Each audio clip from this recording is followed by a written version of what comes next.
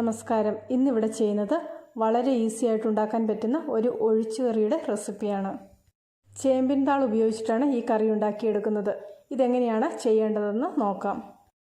1/2 cup തുവരപ്പരിപ്പ് കഴുകി വൃത്തിയാക്കി ഒരു പ്രഷർ കുക്കറിലേക്ക് മാറ്റാം. അടുത്തതായിട്ട് ഇതിലേക്ക് വേണ്ടത് 2 കഷ്ണം ചേമ്പിൻ്റെ തണ്ടാണ്. ഇത് മുറിച്ച് കഴുകി വൃത്തിയാക്കിയെടുക്കണം. ചേമ്പിൻ്റെ തണ്ടിൽ പാല് പോലെയൊരു കറയുണ്ട്.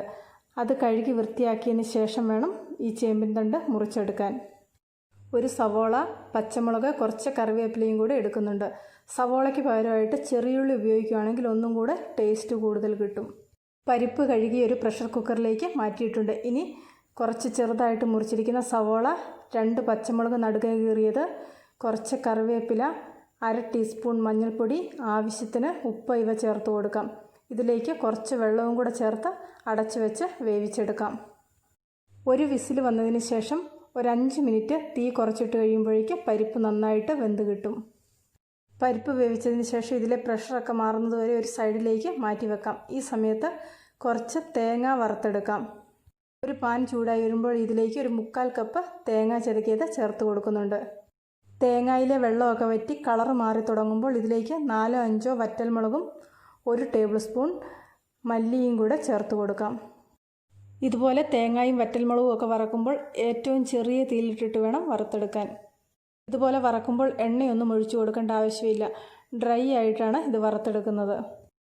അഥവാ ഇതുപോലെ മുഴുവനായിട്ടുള്ള മല്ലി ഇല്ലാത്തവർ ഏറ്റവും അവസാനം തീ ഓഫ് ചെയ്തതിന് ശേഷം 1 ടേബിൾ സ്പൂൺ മല്ലിപ്പൊടി ചേർത്ത് കൊടുത്താൽ മതി. മല്ലിപ്പൊടി നേരത്തെ ചേർത്ത് കൊടുത്തിട്ടുണ്ടെങ്കിൽ പൊടി കരിഞ്ഞ് കയ്പുരുചി വരാനുള്ള ഒരു സാധ്യതയുണ്ട്. അതുകൊണ്ടാണ് പൊടിയാണ് ചേർക്കുന്നതെങ്കിൽ ഏറ്റവും അവസാനമായിട്ട് ചേർക്കണമെന്ന് പറയുന്നത്. ഈ സമയമായപ്പോഴേക്ക് കുക്കറിലെ പ്രഷറൊക്കെ മാറി പരിപ്പ് ഇവിടെ നന്നായിട്ട് വെന്ത് വന്നിട്ടുണ്ട്. ഇനി ഇതിലേക്ക് ചെറുതായിട്ട് മുറിച്ച് വെച്ചിരിക്കുന്ന ചേമ്പിൻ്റെ തണ്ട് ചേർത്ത് കൊടുക്കാം. എടുത്തു വെച്ചിരുന്ന മുഴുവൻ ചേമ്പിൻ തണ്ടും ഇതിലേക്ക് ചേർത്ത് കൊടുക്കുന്നില്ല. ഒരു 1/4 ഭാഗം മാത്രമേ ഇതിലേക്ക് ചേർത്ത് കൊടുക്കുന്നുള്ളൂ. ഇനി ഇതൊന്ന് ഇളക്കിയതിന് ശേഷം കുറച്ച് സമയം അടച്ചു വെച്ച് വേവിക്കാം. ഇനി ഇത് വേവിക്കുമ്പോൾ സാധാരണ ഒരു അടപ്പ് കൊണ്ട് അടച്ചു വെച്ച് വേവിച്ചാൽ മതി. പ്രഷർ കുക്കറിൻ്റെ അടപ്പിൻ്റെ ആവശ്യമില്ല. ഈ സമയമായപ്പോഴേക്ക് തേങ്ങയും വറ്റൽമുളകും മല്ലിയൊക്കെ നന്നായിട്ട് വറുത്ത് കിട്ടിയിട്ടുണ്ട്. ഇനി തീ ഓഫ് ചെയ്യാം. ഇനി ഇത് നന്നായിട്ടൊന്ന് അരച്ചെടുക്കണം. ഈ സമയമായപ്പോഴേക്ക് ചേമ്പിൻ്റെ തണ്ടൊക്കെ നന്നായിട്ട് വെന്ത് വന്നിട്ടുണ്ട്. ഇനി ഇതിലേക്ക് നന്നായിട്ട് അരച്ചെടുത്തിരിക്കുന്ന തേങ്ങയുടെ ആ കൂട്ട് ചേർത്ത് കൊടുക്കാം. സാധാരണയായിട്ട് വറുത്ത തേങ്ങ വെള്ളം ചേർക്കാതെയാണ് അരച്ചെടുക്കുന്നത്. ഇത് തേങ്ങയുടെ അളവ് കുറവായതുകൊണ്ട് അരഞ്ഞു കിട്ടാൻ ബുദ്ധിമുട്ടാണ്. അതുകൊണ്ടാണ് കുറച്ച് വെള്ളവും കൂടെ ചേർത്ത് അരച്ചെടുത്തത്. മിക്സിയിൽ കുറച്ച് വെള്ളം ഒഴിച്ച് അതും കൂടി ഇതിലേക്ക് ചേർത്ത് കൊടുക്കാം. കുറുകിയ ചാറ് വേണ്ടവർക്ക് കുറച്ച് വെള്ളം ഒഴിച്ചു കൊടുക്കാം.